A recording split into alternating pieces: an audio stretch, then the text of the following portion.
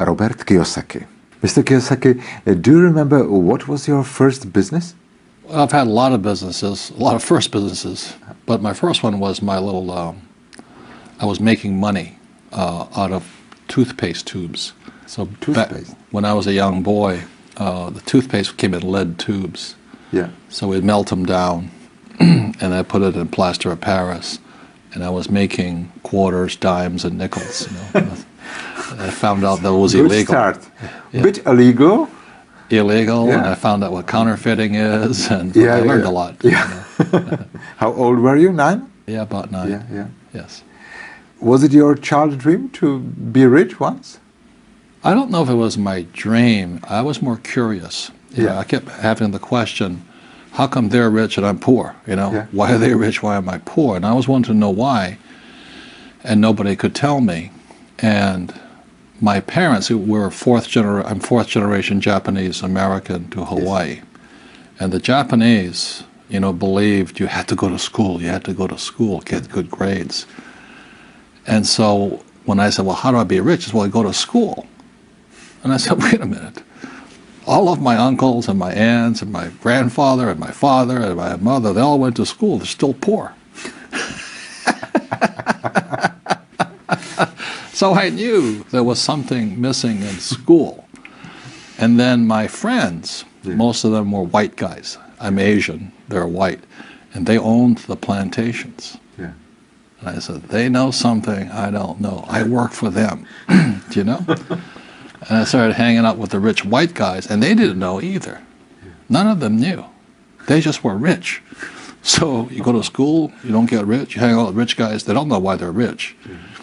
And that's when I met my rich dad. I said, somebody could teach me. So at 9 years old, my rich dad began to teach me.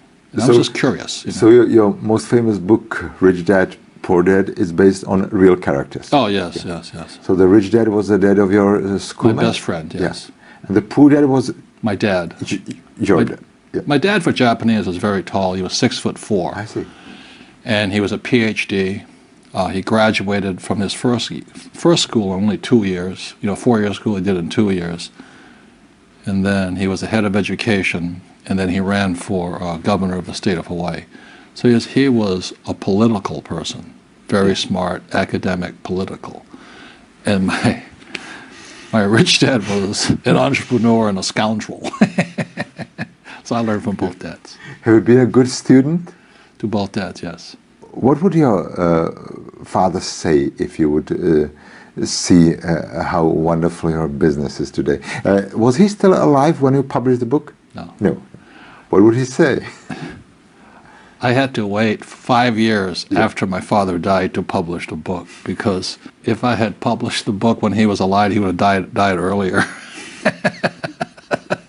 Yeah. So I waited 5 years. Both my poor dad died, then my rich dad died. And I was now rich. I was not rich. I'm not like a Donald Trump or anything like that. I just never had to work again for the rest of my life, and money was still coming in. So I thought I'd best write how I did it. And so I was sitting and writing and said, just thinking. And also I had a rich dad and I had a poor dad, and the book just started to come out. Yeah.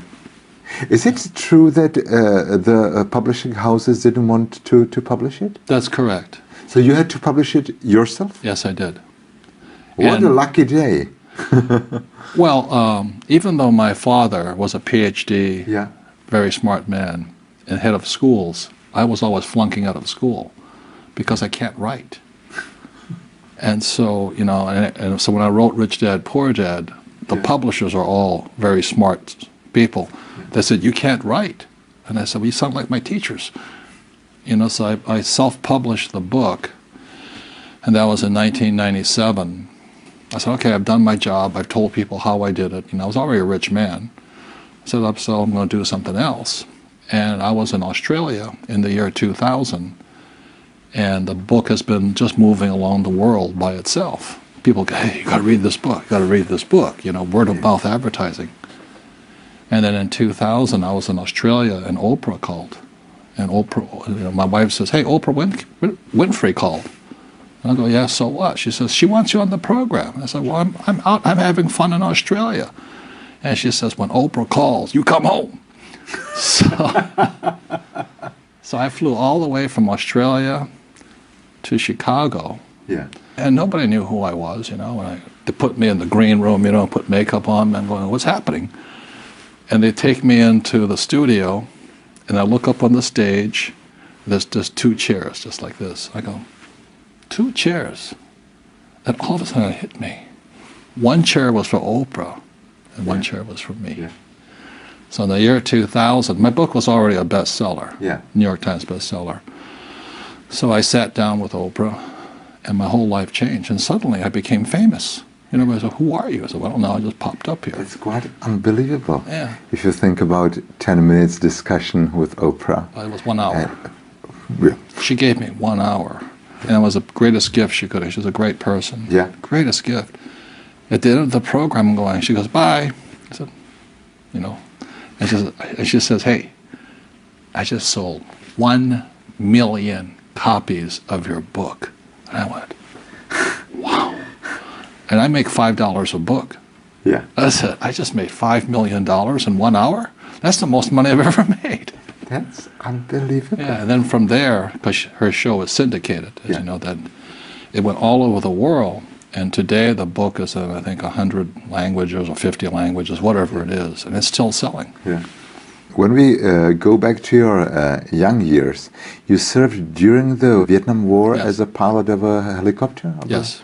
Gunfighter helicopter or something?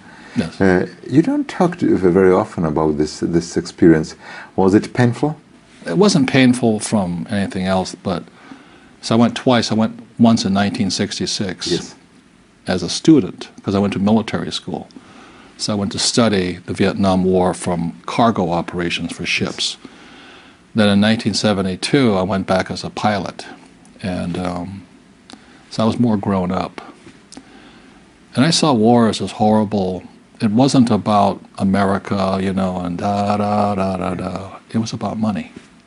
And I couldn't fight anymore, you know. So even though I had a good career as a, I could have gone all the way through and all this, I said I choose not to fight anymore. So it wasn't painful from war. I lost a lot of friends, but I had to question being an American. That's what I had to question. Yeah. So I still live in America. I pay my taxes. I respect what they do, but I work for peace in my way, you know. And if money causes war, then money can also stop war. And the greatest cause of war is actually poverty. And so that's why I work to teach people how to take care of themselves, because poverty is spreading throughout the world. It's spreading, you know.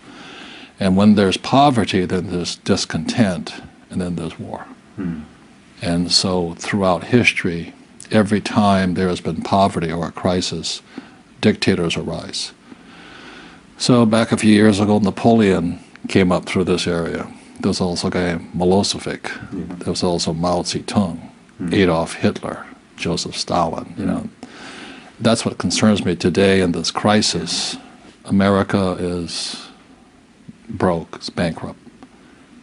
England may go next, France may go next, China may go next.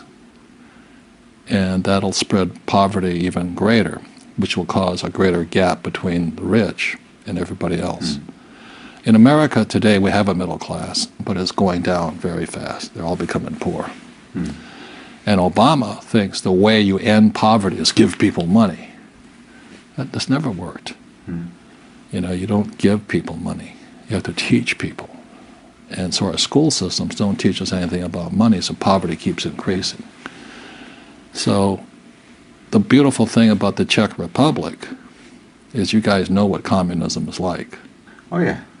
And so you you're still remember, some of us. Yes. Some of us still remember. Some of us seem to have forgotten. Yes.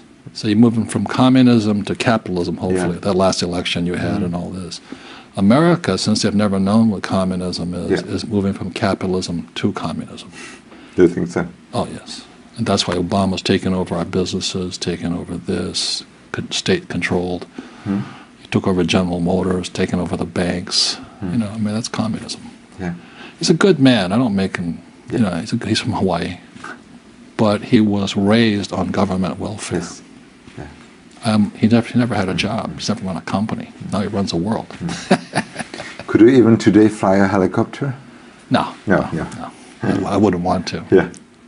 When we think about, let's say that every person on the earth would get your books. They would follow your advices and rules. Everyone becomes rich. So where will be the poor? Can you imagine a world full of rich people?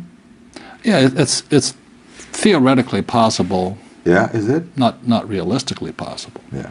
I think the most important thing we have to do is we have to convert to solar power as quickly as possible. Yeah. Because what keeps people poor is guys like me selling oil all the time. Yeah. You know, as soon as there's solar power, there will be more wealth on planet Earth. There'll be less destruction, less environmental damage. But there are people who don't want solar or wind or tidal energy to come in.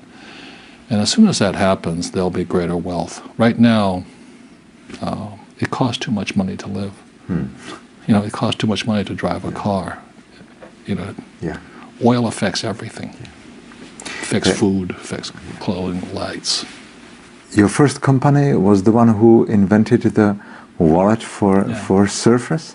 How did you come to this idea?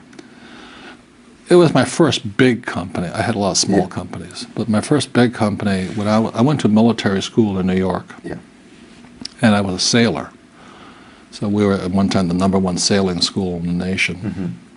And we take a leather wallet out onto the water. The leather wallet gets old and crinkly. So we used to get old sails that were destroyed, and we would sew nylon wallets. And so we just, and I used to go around and show my nylon with bright colors, you know, yellow and red and green and all. And people would go, well, where'd you get that? So I made it. And so then we started making them. And we went into business. And we started having the wallets made in Taiwan and Korea. And all of a sudden the business took off. And I was in my 20s, just about to turn 30, and I became a multimillionaire. You know, all this money was pouring in. And the money went straight to my head. You know, I thought I was really smart. You know, I'm rich, I'm young, you know, and all this. So my two partners and I were three guys, all single, you know, lots of money. Then we started dating beautiful women, driving fast cars, and the business went boom. Yeah. So it ended as bankrupt? No, I never declared bankruptcy, but I lost $1 million. I think that's a good lesson for a businessman, isn't it? Absolutely. Yeah. You see, the difference between a school teacher and an entrepreneur. In school, they punish you for making mistakes. Yeah. Entrepreneurs know you're not going to learn anything unless you make a mistake. So I've made so many mistakes. I mean, last year I made a lot of mistakes. But each mistake I make, I get smarter. It's like standing up and falling down, standing up and falling down. It's like learning a language. You know, you make a lot of mistakes. It's like riding a bicycle. It's like flying a plane. You make a lot of mistakes. And hopefully you live through it. Yeah. In 2007, you wrote a book together with Donald Trump. Did you argue together? No. No? No. You had the same opinions about everything? Very much. See, he had a rich dad, I had a rich dad. Yeah. We both went to military school. Yeah. We both are entrepreneurs. We both write books. We both have television shows. And we both have real estate. Yeah. Same people.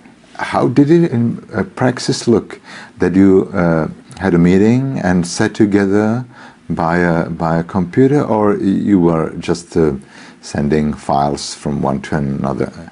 I would meet in his office in New York about once a month, and we just discuss it doesn't take long. He goes, what about this? It's fine. Either yes or no. It's good. Let's do it. I agree. Do it. He's very fast. Very fast. He is just like he is on TV. He is no different. He's a very good man. I mean, a good man. Yeah. Yeah. He is what you see. You know, he'll tell you straight, right to your face. He does not mince around.